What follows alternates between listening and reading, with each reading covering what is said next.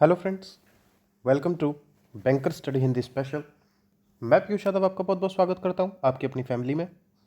तो जैसा कि आपको पता है कि हम आरआरबी पीओ के लिए हिंदी और कंप्यूटर की डेडिकेटली क्लासेस आपको प्रोवाइड कराते हैं। तो उसी सीरीज़ में जो हमने कंप्यूटर की बोल्ड सीरीज़ स्टार्ट की हुई है, उसमें हमारा जो चैप्टर चला था सिस्टम सॉफ्टवेयर, उसका ये पार्ट 3 है। इसमें हम काफ़ी सारी चीज़ों को पढ़ने वाले हैं, जैसे कि एम्बेडेड ऑपरेटिंग सिस्टम हो गया, जीयूआई हो गया, graphical user interface, utility software, buffering क्या होती है, स्पूलिंग क्या होती है, और इसके अलावा और भी काफ़ी सारी चीज़ें हम इस सेशन में कवर करने वाले हैं। तो अगर आपने अभी तक चैनल को सब्सक्राइब नहीं किया है तो आप चैनल को सब्सक्राइब कर सकते हैं, और वीडियो अगर आपको पसंद आती है तो लाइक कीजिए, और लास्ट में अगर आपको अच्छा लगे तो शेयर भी कर सकते हैं। तो चलिए आज के सेशन को हम लोग शुरू कर लेते हैं। तो आज के सेशन में देखिए, हमने जो अपना पिछला सेशन किया था उसमें हम आपको डिफरेंट टाइप के ऑपरेटिंग सिस्टम्स के बारे में बता रहे थे। तो वहाँ पे ये दो ऑपरेटिंग सिस्टम्स के टाइप रह गए थे, तो उन्हें भी हम थोड़ा कवर कर लेते हैं। जिसमें कि आपका जो इंपॉर्टेंट है वो नेटवर्क ऑपरेटिंग सिस्टम, ये थोड़ा सा इंपॉर्टेंट है, और डिस्ट्रीब्यूटेड ऑपरेटिंग सिस्टम ये कोई ज़्यादा इंपॉर्टेंट नहीं है, तो मैं केवल इसके बारे में आपको बता देता हूँ। तो देखिए, इसमें आपसे क्या कहा जा रहा है, डिस्ट्रीब्यूटेड ऑपरेटिंग सिस्टम। मैं थोड़ा सा इसको जूम कर देता हूँ जिससे आपको ये चीज़ें साफ साफ दिखाई दे। Distributed operating system use a number of a central processor to serve multiple real time application। तो डिस्ट्रीब्यूटेड ऑपरेटिंग सिस्टम में क्या होगा कि यहाँ पे जो सिस्टम होगा वो कई सारे सेंट्रल प्रोसेसर्स को यूज़ करेगा, और सेंट्रल प्रोसेसर को कई सारे यूज़ करने का उसका क्यों वो करेगा, क्योंकि वो रियल टाइम में जो एप्लीकेशन चल रहे हैं, जो अलग अलग यूज़र्स चला रहे हैं, उनको वो हैंडल कर सके। ठीक है, इतनी सी बात आपको समझ में आनी चाहिए। और ये जो चीज़ें वो डिस्ट्रीब्यूट की जाएंगी, वो उस तरीके से डिस्ट्रीब्यूट की जाएगी कि कोई यूज़र अगर किसी एप्लीकेशन पर काम कर रहा है तो वो इफ़ेक्टिवली उसको हैंडल कर सके। इस हिसाब से ये चीज़ें डिस्ट्रीब्यूट होती हैं। ऐसा नहीं है कि कोई जाके ऐसा डिस्ट्रीब्यूट करेगा, नहीं, ये पहले से सारा कुछ कंफर्म रहता है। तो ये बहुत ज़्यादा आपके लिए इंपॉर्टेंट नहीं है, केवल आपको ये समझना था कि ये ऑपरेटिंग सिस्टम का एक टाइप है। अदरवाइज़ ये आपके लिए बिल्कुल भी इंपॉर्टेंट नहीं है। आपके लिए इंपॉर्टेंट क्या है? आपके लिए इंपॉर्टेंट है कि नेटवर्क ऑपरेटिंग सिस्टम, ये आपके लिए थोड़ा सा इंपॉर्टेंट है। और इसमें क्या क्या बातें इंपॉर्टेंट है मैं आपको बता देता हूँ। सबसे पहली चीज़, नेटवर्क ऑपरेटिंग सिस्टम जो आपका है, ये किसकी तरह काम करेगा? ये लेन की तरह काम करेगा, यानी कि लोकल एरिया नेटवर्क की तरह काम करेगा। ठीक है, और आपके कौन कौन से इसके एग्जाम्पल हो सकते हैं वो हमें देखने, इतना चीज़ आपके लिए इसमें से इंपॉर्टेंट है। तो क्या क्या लिखा गया है उसके बारे में थोड़ा सा देख लीजिए कि this operating system runs on a server. ये जो ऑपरेटिंग सिस्टम है ये सर्वर पर रन करता है, ये चीज़ आपको पता रहनी चाहिए। दिस सर्वर इज रिस्पॉन्सिबल, ये जो आपका सर्वर रहेगा वो रिस्पॉन्सिबल रहेगा मैनेजिंग डाटा, जो आपका डेटा है उसको मैनेज करने के लिए। यूज़र्स को ये रिस्पॉन्सिबल रहेगा ये server. Groups, security, applications and other networking functions, जो भी अन्य आपके जो नेटवर्किंग फंक्शंस हैं उनके लिए, सभी के लिए ये जो ऑपरेटिंग सिस्टम है उसका जो सर्वर है वो रिस्पॉन्सिबल रहता है। The network operating system allows shared files, ये क्या अलाउ करता है कि आप फाइल्स को शेयर कर सकें, एंड प्रिंटर एक्सेस, प्रिंटर को आप एक्सेस कर सकें, among multiple computers in a network, जो भी कंप्यूटर्स उस नेटवर्क के अंदर जुड़े हैं उनको आप फाइल शेयर कर सकें, ये चीज़ अलाउ करता है ये वाला ऑपरेटिंग सिस्टम। और साथ ही प्रिंटर का एक्सेस भी ये प्रोवाइड कराता है। ठीक है, दिस कैन ऑल्सो भी referred as a local area network, ये जो मैं आपको स्टार्टिंग मैंने बताया था कि ये लेन की तरह भी काम करता है, और अ प्राइवेट नेटवर्क, यानी कि वीपीएन की तरह भी काम करता है, वर्चुअल प्राइवेट नेटवर्क की तरह। ठीक है, अगला देखो, examples of a network operating systems, ये आपके लिए थोड़ा सा इंपॉर्टेंट है। तो ये चीज़ें, जितनी भी चीज़ें मैं आपको बता रहा हूँ वो चीज़ें आपको तो याद रखनी है। तो इसके देखिए एग्जांपल क्या क्या हो सकते हैं। माइक्रोसॉफ्ट विंडोज सर्वर 2003 हो सकता है, Microsoft Windows server 2008, Unix, Linux, Mac OS 10, Novell NetWare and BSD, ये इसके एग्जाम्पल्स हैं। ठीक है, आपको इतना सही याद रखना है। और सबसे ज़्यादा इंपॉर्टेंट क्या है इसमें कि ये सर्वर पर काम करेगा, और सर्वर पर इसमें क्या अलाउ करता है वो आपको पता रहना चाहिए, और ये लेन की तरह काम करता है ये आपको पता रहना चाहिए। ठीक है, अगली स्लाइड की तरफ हम लोग चल लेते हैं। अगली स्लाइड में देखिए, यहाँ पर आपको बताया जा रहा है कि some other important operating systems, कि कुछ अन्य भी ऑपरेटिंग सिस्टम होते हैं जो कि इंपॉर्टेंट होते हैं, उनके बारे में भी थोड़ा सा पढ़ लीजिए। तो चलिए, इसमें आपका सबसे पहला कौन सा है, स्टैंड एलोन ऑपरेटिंग सिस्टम। जैसा कि नाम से ही आपको पता लग रहा है कि स्टैंड एलोन यानी कि ये जो अकेला ही रहेगा और ऑपरेटिंग सिस्टम पूरी तरह से काम करेगा। ठीक है, तो इसमें देखिए आपसे क्या कहा जा रहा है, आपसे कहा जा रहा है कि a stand Elon operating system is a complete operating system, यानी कि ये अपने आप में पूर्णतः एक ऑपरेटिंग सिस्टम है, कंप्लीट ऑपरेटिंग सिस्टम है खुद में ही। फिर आगे देखिए आपसे क्या कहा जा रहा है कि दैट वर्क्स, ये किस पे काम करता है, ऑन डेस्कटॉप कंप्यूटर, यानी कि डेस्कटॉप कंप्यूटर के अंदर आपको इस तरह के स्टैंड एलोन ऑपरेटिंग सिस्टम आपको देखने के लिए मिलेंगे। नोटबुक कंप्यूटर, ये भी एक तरह से लैपटॉप ही है, और मोबाइल कंप्यूटिंग डिवाइसेस, यहाँ पर ये आपको स्टैंड एलोन ऑपरेटिंग सिस्टम देखने के लिए मिलते हैं। फिर some stand alone operating systems are called client operating systems. ये चीज़ आपके लिए इंपॉर्टेंट है कि क्लाइंट ऑपरेटिंग सिस्टम भी किसे कहोगे, स्टैंड एलोन ऑपरेटिंग सिस्टम को हम कह सकते हैं। क्यों कहेंगे, क्योंकि ये जो कंजंक्शन यानी कि जोड़ने का काम करते हैं, किसे जोड़ने का काम करते हैं, अ सर्वर ऑपरेटिंग सिस्टम को, एक सर्वर ऑपरेटिंग सिस्टम को आपस में जोड़ने का काम और कौन करता है, स्टैंड एलोन ऑपरेटिंग सिस्टम जो है वो जोड़ने का काम करते हैं। इस वजह से इन्हें क्लाइंट ऑपरेटिंग सिस्टम भी कहते हैं। फिर आगे पढ़ो, client operating systems can be operate, ये जो ऑपरेटिंग सिस्टम है कहाँ ऑपरेट किए जा सकते हैं, विद और विदाउट नेटवर्क, यानी कि नेटवर्क के बिना भी और नेटवर्क के साथ, दोनों ही तरह से आप इन्हें ऑपरेट कर सकते हैं। तो एग्जाम्पल्स क्या हैं अभी जो चल रहे हैं आपके स्टैंड एलोन ऑपरेटिंग सिस्टम के, माइक्रोसॉफ्ट विंडोज़ हो जाएगा, मैक ओएस हो जाएगा, लाइनक्स हो जाएगा, ये आपके एग्जाम्पल हो जाएंगे स्टैंड एलोन ऑपरेटिंग सिस्टम के। तो चलिए अगली स्लाइड की तरफ हम लोग बढ़ लेते हैं।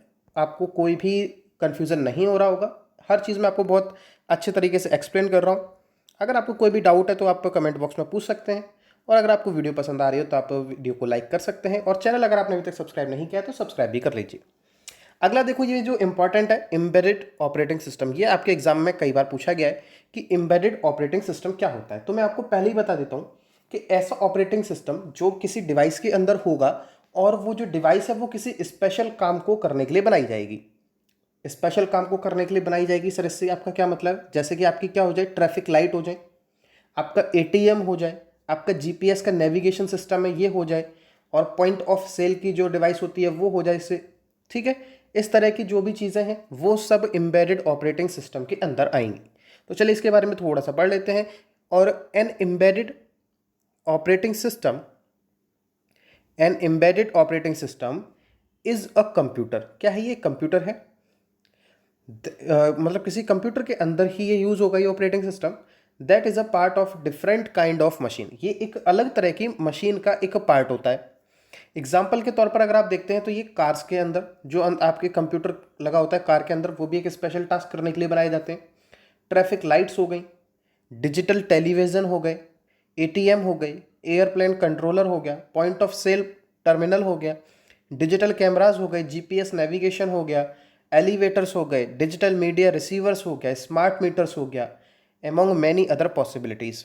और भी जहाँ जहाँ आप यूज़ कर सकते हो वो वहाँ सारी जगह जो भी स्पेशल टास्क को करने के लिए जो ऑपरेटिंग सिस्टम आप उनमें इंस्टॉल करते हो वो सारे कैसे ऑपरेटिंग सिस्टम कहलाएंगे, एम्बेडेड ऑपरेटिंग सिस्टम कहलाएंगे। यानी कि एटीएम के अंदर जो ऑपरेटिंग सिस्टम लगा वो होगा वो एम्बेडेड ऑपरेटिंग सिस्टम होगा, और वो केवल और केवल एटीएम जो काम करता है केवल उसको ही करने के लिए वो बनाया गया होगा। यानी कि एटीएम पे जाके आप गेम नहीं खेल सकते हैं एटीएम से, इस बात को आप ध्यान रखना, ना ही आप उसमें कोई अपना साइट कोई ओपन कर सकते हैं, समझ गए। अब इसमें देखो आगे आपसे क्या कहा जा रहा है, in contrast to an operating system for a general purpose computer. अब यहाँ पे ये आपसे बताने की कोशिश कर रहा है कि जो एम्बेडेड ऑपरेटिंग सिस्टम है वो जनरल पर्पस के जो ऑपरेटिंग सिस्टम बनाए जाते हैं, जो जनरल पर्पस के कंप्यूटर में यूज़ किए जाते हैं, उनसे कैसे डिफरेंट है। तो ये कैसे डिफरेंट है, ये क्वाइट लिमिटेड, ये यूज़ कहाँ होता है, लिमिटेड यूज़ किया जाता है इसका फंक्शंस के तौर पर अगर आप देखते हैं। ठीक है, क्योंकि जनरल पर्पस के जो कंप्यूटर होते हैं वहाँ पे आप कई सारी चीज़ों को, कई सारे टास्क को परफॉर्म कर लेते हो एक ही ऑपरेटिंग सिस्टम के थ्रू, लेकिन यहाँ पे लिमिटेड फंक्शंस होते हैं किसी इस ऑपरेटिंग सिस्टम के, एम्बेडेड ऑपरेटिंग सिस्टम के। ठीक है, और depending on the device in question, कि ये डिपेंड करता है कि आप कौन सी डिवाइस पर के लिए वो ऑपरेटिंग सिस्टम बनाया गया है, उस पर ये डिपेंड करता है कि ये कौन सा फंक्शन करेगा। द सिस्टम में only run a single application. ये जो आपके सिस्टम हैं वो कैसी एप्लीकेशन रन करते हैं? सिंगल एप्लीकेशन, बिल्कुल सही। जैसा सर आपने बताया ही है कि एटीएम वाला जो ऑपरेटिंग सिस्टम होगा वो केवल एटीएम के काम के लिए ही यूज़ होगा। However the single application is a crucial to the devices operation. और उसके बाद भी जो आपके एप्लीकेशन है, जो सिंगल एप्लीकेशन है, वो भी क्रूशियल रहते हैं डिवाइस के ऑपरेशन के लिए। ठीक है। So an embedded operating system must be reliable. ये जो आपका ऑपरेटिंग सिस्टम है, कौन सा? एम्बेडेड ऑपरेटिंग सिस्टम कैसा होना चाहिए? विश्वसनीय होना चाहिए, रिलायबल होना चाहिए, एंड एबल टू रन। और ये एबल होना चाहिए विद कॉन्स्टेंट ऑन मेमोरी, जो मेमोरी पर काम कर जाए, साइज और प्रोसेसिंग पावर। ये जो अपने आप जो काम करे उसकी खुद की मेमोरी होनी चाहिए। जैसे ट्रैफिक लाइट को बार बार कोई नहीं आके बताता कि अब इसको बंद होना है, अब इसको चालू होना है, उसे कोई नहीं बताता। उसमें टाइमर वगैरह सब सेट होते हैं कि 90 सेकंड बाद आपका ग्रीन लाइट ऑन हो जाएगा, और उसके 45 सेकंड बाद आपका येलो लाइट 5 सेकंड के लिए ऑन होगा, फिर 90 सेकंड के लिए आपका रेड लाइट ऑन हो जाएगा। इस तरह से ये सारी चीज़ें अपने आप चलती हैं, तो उसी तरह से इन्हें बनाया जाना चाहिए और ये विश्वसनीय होना चाहिए। ये सारी बातें आपसे एम्बेडेड ऑपरेटिंग सिस्टम के अंदर की गई। होप आपको ये बिल्कुल ही समझ में आ गई होगी।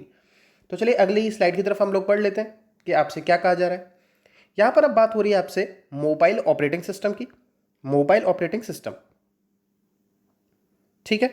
तो चलिए देख लेते हैं मोबाइल ऑपरेटिंग सिस्टम क्या है। तो मैं आपको पहले से ही एक ब्रीफ में जानकारी दे देता हूँ कि मोबाइल जो ऑपरेटिंग सिस्टम है, वो जो आपकी जितने भी हैंड हेल्ड डिवाइसेज हैं, यानी कि जो भी डिवाइसेज आप हाथ में पकड़ के चला सकते हो, जैसे टैब हो गया, आपका फ़ोन हो गया, ये सारी चीज़ें, इनमें जो ऑपरेटिंग सिस्टम यूज़ किए जा रहे हैं वो सारे के सारे कैसे हैं? मोबाइल ऑपरेटिंग सिस्टम है। तो सर ये जनरल जो ऑपरेटिंग सिस्टम होते हैं उनसे कैसे डिफरेंट हो सकते हैं? ये ऐसे डिफरेंट हो सकते हैं कि इनमें जो फंक्शंस होते हैं वो थोड़े से कम होते हैं जो आपके डेस्कटॉप वगैरह में यूज़ किए जाते हैं उनसे। ठीक है। जैसे कि अगर आपने देखा होगा तो आपके फ़ोन के अंदर जो भी वर्ड वर्ड करके जो एप्लीकेशंस होते हैं उनके लिमिटेड यूज़ होते हैं मोबाइल के अंदर, लेकिन वही जो यूज़ आप डेस्कटॉप या लैपटॉप पर करते हो तो वहाँ पर आपको पूरी तरह से उसका पूरा डिटेल आपको फंक्शंस देखने के लिए मिलते हैं। ठीक है। तो मोबाइल ऑपरेटिंग सिस्टम, चलिए इसके बारे में आप पढ़ लेते हैं क्या क्या हमें लिखा गया है कि अ mobile operating system also called a mobile OS. तो मोबाइल ओएस अगर आपके सामने लिखा आ जाए तो आपको कंफ्यूज नहीं होना है। ठीक है। Is an operating system that is specifically design. ये क्यों डिजाइन किए गए? मुख्यतः to run on mobile devices. ये मोबाइल डिवाइसेस पर रन करने के लिए स्पेशली डिजाइन किए गए। सच एज, जैसे कि मोबाइल फोन्स हो गए, स्मार्टफोन्स हो गए, पीडीए हो गए, टैबलेट, कंप्यूटर, ये हो गए, and other hand held devices, और वो सारे डिवाइसेस जो आप हाथ में पकड़ के चलाते हैं। The mobile operating system is the software platform. ये क्या है? एक सॉफ्टवेयर प्लेटफॉर्म है on top which other programs called application program, जिन्हें क्या कहा जाता है? एप्लीकेशन प्रोग्राम कहा जाता है। Can run on a mobile devices, वो कहाँ पर रन कर सकते हैं? ये मोबाइल डिवाइसेस पर रन कर सकते हैं। ठीक है। Example of a mobile operating system कौन कौन से हो सकते हैं? आपने एप्पल का देखा होगा तो उसे आप क्या कहते हैं? iOS यूज़ होता है उनके अंदर, एप्पल iOS। एप्पल के जितने भी फ़ोन्स आते हैं उनके अंदर जो आपका ऑपरेटिंग सिस्टम होता है वो एप्पल iOS होता है। और बीच में नोकिया ने विंडोज़ के फ़ोन निकाले थे तो विंडोज़ वाला भी होता है। गूगल की तरफ से कौन सा है? एंड्रॉयड। और ये एग्जाम में कई बार पूछा गया है कि जो एंड्रॉयड है वो किसका प्रोडक्ट है, कि जो एंड्रॉयड ऑपरेटिंग सिस्टम है वो किसका प्रोडक्ट है? वो गूगल का प्रोडक्ट है। ठीक है। ये आपको याद रहना चाहिए। अगला आगे बढ़ते हैं कि operating system for mobile devices, जो ऑपरेटिंग सिस्टम है मोबाइल डिवाइसेस के लिए generally are not as fully featured as those made for desktop और लैपटॉप कंप्यूटर। जो मैंने आपको स्टार्टिंग में बताया कि ये जनरली पूरी तरह से फीचर प्रदान नहीं करते हैं जो कि डेस्कटॉप और लैपटॉप के लिए जितने बनाए जाते हैं उतने सारे फीचर्स ये नॉर्मली मोबाइल पर प्रोवाइड नहीं करते हैं। And they are not able to run all the same software, कि जो बिल्कुल सेम टू सेम सॉफ्टवेयर को रन कर सकें ऐसा भी ये नहीं कर पाते हैं। However you can still do a lot of things. इसके बावजूद हम फ़ोन वाले ऑपरेटिंग सिस्टम्स यानी कि मोबाइल ऑपरेटिंग सिस्टम से हम काफ़ी सारी चीज़ें परफॉर्म कर सकते हैं। क्या क्या कर सकते हैं हम? वेब पर ब्राउज द वेब, आप इंटरनेट चला सकते हैं, आप इजीली, आप मूवीज़ देख सकते हैं, आप अपने कैलेंडर को मैनेज कर सकते हो, आप गेम्स खेल सकते हो, और भी बहुत सारी चीज़ें हम कर सकते हैं। ठीक है। तो यहाँ तक ये भी चीज़ आपको बिल्कुल समझ में आई होगी। अगले स्लाइड की तरफ बढ़ लेते हैं। यहाँ तक अगर किसी को कोई भी दिक्कत नहीं है तो आप वीडियो लाइक कर सकते हैं, मैं आपको ज़्यादा फोर्स नहीं करूँगा। तो चलिए अब हम बात कर लेते हैं कुछ ऐसी टर्मिनोलॉजी की जो इसी चैप्टर से रिलेटेड है और आपके एग्जाम में बहुत बार पूछी जाती है। सबसे पहला तो है बायोस। ये बहुत बार एग्जाम में पूछा गया है। सबसे ज़्यादा इसकी फुल फॉर्म आती है कि बायोस की फुल फॉर्म क्या है। तो इसकी जो फुल फॉर्म होती है वो होती है बेसिक इनपुट आउटपुट सिस्टम। और इसका क्या काम होता है वो आपसे कई बार पूछा गया है एग्जाम के अंदर। तो बायोस का जो आपका काम होता है वो क्या होता है, जब भी आप अपने कंप्यूटर को ऑन करते हैं तो आपके कंप्यूटर में जैसे ही आपने उसको ऑन किया, ठीक है, तो आपके कंप्यूटर का जो भी डेटा है वो फ्लो करेगा। जैसे ही आपने कंप्यूटर ऑन किया तो कंप्यूटर के अंदर का जो भी डेटा है वो फ्लो करेगा और ऑपरेटिंग सिस्टम से करेगा, स्टार्ट होगा। क्योंकि जैसे ही आप अपना लैपटॉप ऑन करते हो तो सबसे पहले आपको क्या दिखाई देता है, स्टार्टिंग करके आता है। तो वो सारा कुछ क्या है, ऑपरेटिंग सिस्टम आपका ऑन हो रहा है। तो ये सारी जो चीज़ें पॉसिबल हो पा रही हैं वो किसकी मदद से हो पा रही हैं, बायोस की मदद से हो पा रही हैं, ठीक है। और ये क्या इस्टेब्लिश कर देता है, ये ऑपरेटिंग सिस्टम और जो भी आपके एक्सटर्नल डिवाइसेस लगी हुई हैं उनके बीच में अब ये संबंध स्थापित करना शुरू कर देगा बायोस। जिससे कि आपका जो लैपटॉप है वो जैसे ही ऑन होना शुरू हो उसमें आप अपने सारे फंक्शंस को कर पाए। ये काम आपका जो है वो बायोस करता है, ठीक है। तो एक बार इसको पढ़ लेते हैं कि basic input output system gets the computer system started. क्या करता है, ये कंप्यूटर सिस्टम को स्टार्टेड करता है after U turn it on. जब आप इसको ऑन करते हो तो ये क्या करता है, आपकी डिवाइस को ऑन करने का काम करता है। एंड मैनेजेस द डाटा, और आपका जो डेटा है उसको मैनेज करता है। फ्लो बिटवीन, कहाँ से कहाँ फ्लो करता है जो data, operating system and attached devices. जो भी डिवाइसेस अटैच्ड हैं उनके बीच में जो डेटा फ्लो कर होता है उसको मैनेज करने का काम करता है। सच एज हार्ड डिस्क जुड़ी होती है, आपकी वीडियो एडाप्टर जुड़ा होता है, कीबोर्ड, माउस, प्रिंटर, ये सारी चीज़ें जुड़ी होती हैं। उनके बीच में डेटा के फ्लो को ये मैनेज करता है, ठीक है। अगला आप देखो असेंबलर। एक तो होती है असेंबली लैंग्वेज, एक है असेंबलर। ये क्या है वो मैं आपको बताता हूँ। An assembler takes basic computer instructions. ये क्या करता है, आपने कोई भी इंस्ट्रक्शंस दिए कंप्यूटर को तो इंस्ट्रक्शंस जो दिए जाएंगे तो जब कंप्यूटर लेगा उन इंस्ट्रक्शन को तो वो कौन लेगा, असेंबलर लेगा, ठीक है। और ये क्या करता है, ये फिर उसे इंस्ट्रक्शन को कन्वर्ट कर देता है। मान लीजिए आपने कीबोर्ड में तो आप कुछ भी अपना की दबाएंगे, वहाँ आप उन्हें कोई कोड थोड़ी दे रहे हैं। जैसे कि आपको पता ही है कि कंप्यूटर के अंदर जो कंप्यूटर अपनी लैंग्वेज समझता है वो 0 और 1 के रूप में समझता है। तो ये जो असेंबलर है, आपने कंप्यूटर को जो इंस्ट्रक्शन दिया, बेसिक इंस्ट्रक्शन दिया, तो जो बेसिक इंस्ट्रक्शन आपने दिया तो कंप्यूटर उसे अपनी लैंग्वेज में समझे। ये काम आपका जो करेगा वो असेंबलर करता है बीच में आके। यानी कि आपने उसको इंस्ट्रक्शन दिया अपनी भाषा में, असेंबलर बीच में लगाए, इसने इस भाषा को कन्वर्ट कर दिया जो कि कंप्यूटर हमारा समझता है उस भाषा में। तो असेंबलर आपको समझ में आ गया कि यह क्या कर रहा है। तो एक बार पढ़ लो, assembler takes basic computer instructions and converts them into a pattern of bits. Bits का मतलब वही 0 1 वाली language that the computer's processor can use to perform its basic operation. जिससे कि जो कंप्यूटर है वो अपने बेसिक जो ऑपरेशन है उनको परफॉर्म कर सके, ठीक है। ये आपको समझ में आ गया होगा। अगला देखो अ डिवाइस ड्राइवर। तो डिवाइस ड्राइवर क्या है, जैसे कि आपने अपने कंप्यूटर में अपने माउस को आपने ऐड किया। अगर आपके कंप्यूटर में माउस के लिए ड्राइवर नहीं है तो फिर आप कितना भी उसको प्लग इन कर लो माउस को, आपका जो माउस है वो लैपटॉप के अंदर या कंप्यूटर के अंदर आपका काम नहीं करने वाला। तो डिवाइस ड्राइवर क्या है, ये क्या करता है, कंट्रोल करता है a particular type of devices. एक पर्टिकुलर टाइप के डिवाइसेस को ये क्या करता है, कंट्रोल करता है। That is attach to your computer, जो कि आपके कंप्यूटर से क्या होता है, अटैच होता है, सच एज कीबोर्ड और mouse. The driver program converts the more general input-output instructions of the operating system to messages that our devices type can understand. ठीक है। तो ये क्या करते हैं, ये भी इनपुट आउटपुट जो आप देते हो माउस या कीबोर्ड के थ्रू, जब भी आप इन्हें इनपुट आउटपुट देते हो तो जो डिवाइस ड्राइवर होते हैं वो ये काम करते हैं कि आपका जो आपका ऑपरेटिंग सिस्टम है उसके साथ में ये एक संबंध स्थापित कर देते हैं, कन्वर्ट करते हैं आपकी लैंग्वेज को, जिससे कि जो आपका कंप्यूटर है वो उस लैंग्वेज को समझ सके, ठीक है। यहाँ तक आपको समझ में आ गया होगा, किसी को कोई दिक्कत नहीं हो रही होगी, बहुत अच्छे से एक्सप्लेन करके समझा रहा हूँ। अगर फिर भी किसी को कोई प्रॉब्लम है तो आप लोग कमेंट बॉक्स में पूछ सकते हैं। अब आप देखिए बफरिंग और स्पूलिंग क्या होती है। तो बफरिंग क्या होती है, एक तो बफर डाटा होता है, बफर डाटा हम पढ़ चुके हैं। लेकिन बफरिंग क्या होती है, आपने देखा होगा कि जब आपका नेट स्लो होता है तो आपका जो यूट्यूब है वो लगातार गोल गोल गोल गोल घूमने लगता है, तो हम कहते हैं सर बफरिंग हो रही है। तो एक्चुअल में ये बफरिंग है क्या, तो मैं आपको एकदम से ये इतनी बड़ी लैंग्वेज का कोई मतलब नहीं है, मैं एकदम से सिंपल लैंग्वेज में आपको समझाता हूँ कि मान लीजिए जैसे कि अभी आप मेरी वीडियो देख रहे हैं, तो आप वीडियो को अब पॉज कर लीजिए और आपने देख रहे होंगे कि अगर यूट्यूब पे अगर आप देख रहे हो तो एक रेड साइन इस तरह से लाइन बनी होगी कि यहाँ तक आपकी वीडियो देख चुकी है, इस तरह से होगा।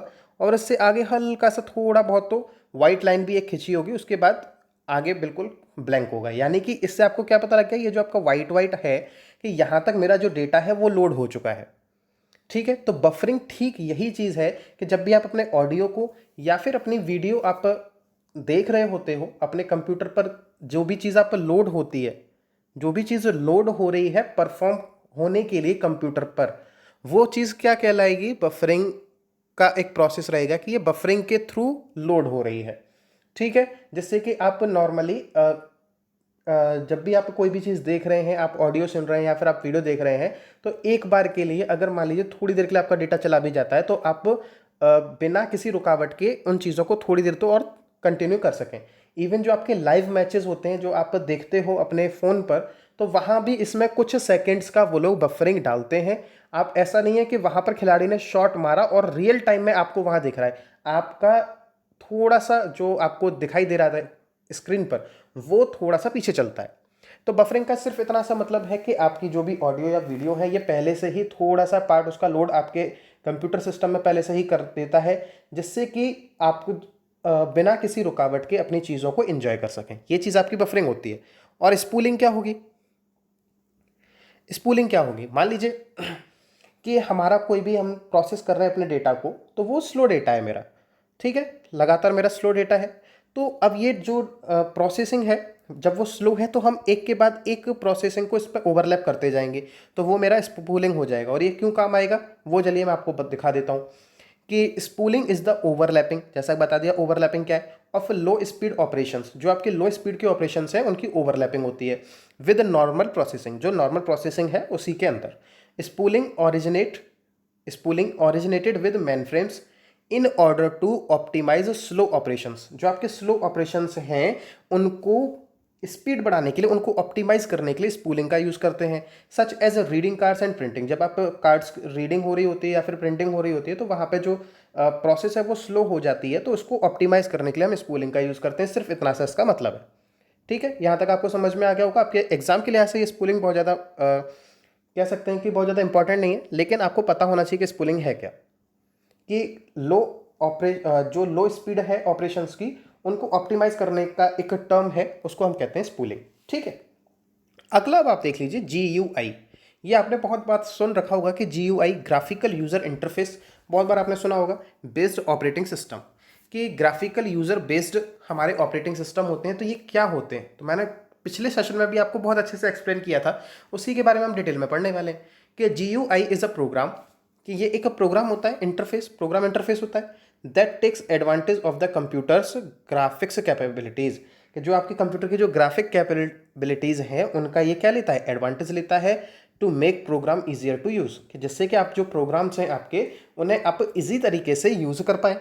ठीक है, तो बेसिक कंपोनेंट्स ऑफ GUI क्या है वो हम पढ़ने वाले हैं। तो बेसिक कंपोनेंट्स हमारे क्या है GUI के, एक तो पॉइंटर हो जाएगा, पॉइंटिंग डिवाइसेस हो जाएंगे और आइकन्स हो जाएंगे, और भी आगे है वो हम पढ़ते हैं। पॉइंटर क्या होगा कि आपने कभी भी अपना डेस्कटॉप देखते होंगे तो आपको इस तरह का एक दिखता होगा कर्सर, जिसको आप सोचते हो बोल रहे हो, तो वो चीज़ जो आप बोलते हो वो हमारा क्या होता है, पॉइंटर होता है।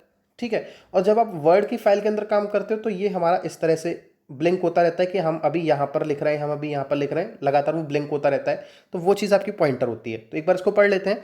तो a symbol that appears on the display screen and that you move to select objects. इसको थोड़ा सा जूम कर देते हैं जिससे आप इजीली इसको देख पाएँ। हाँ,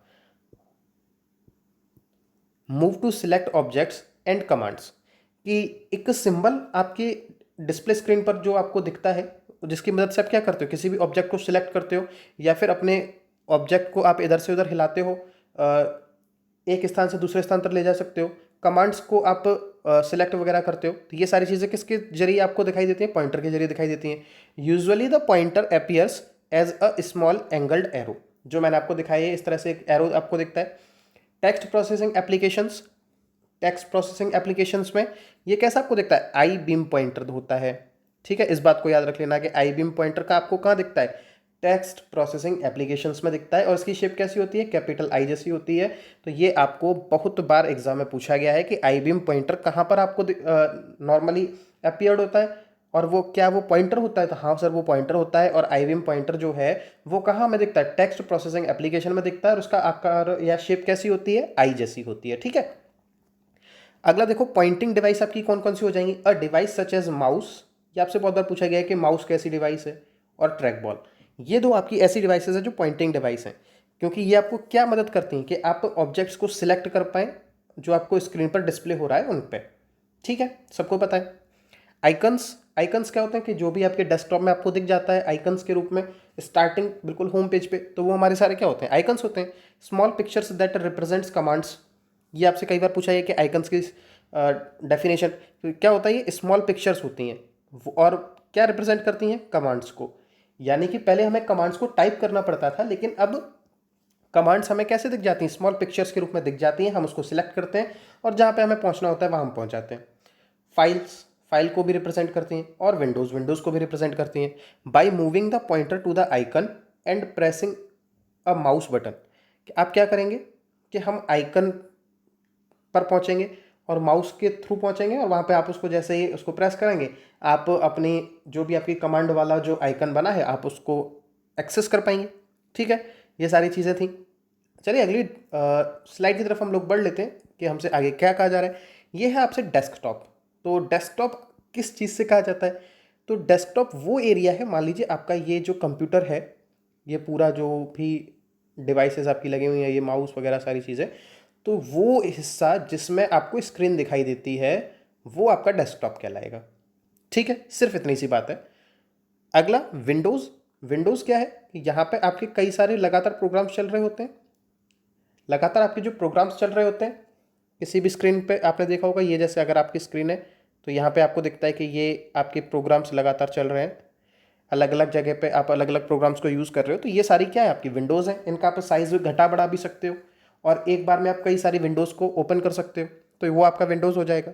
डेस्कटॉप आपको समझ में आ ही गया। और मेन्यूज़ क्या होता है कि मेन्यूज़ क्या होता है कि जब भी आपको कोई कमांड्स को एग्जीक्यूट करना होता है, तो एक सिंपल तरीके से आपकी जो ग्राफिकल यूज़र इंटरफेसेस हैं उसमें जब आपको फर्दर कमांड्स देनी होती हैं, उनको एग्जीक्यूट करना होता है, तो जब आप उन्हें सिलेक्ट करते हैं तो आपके सामने एक मेन्यू बार खुल के आ जाता है।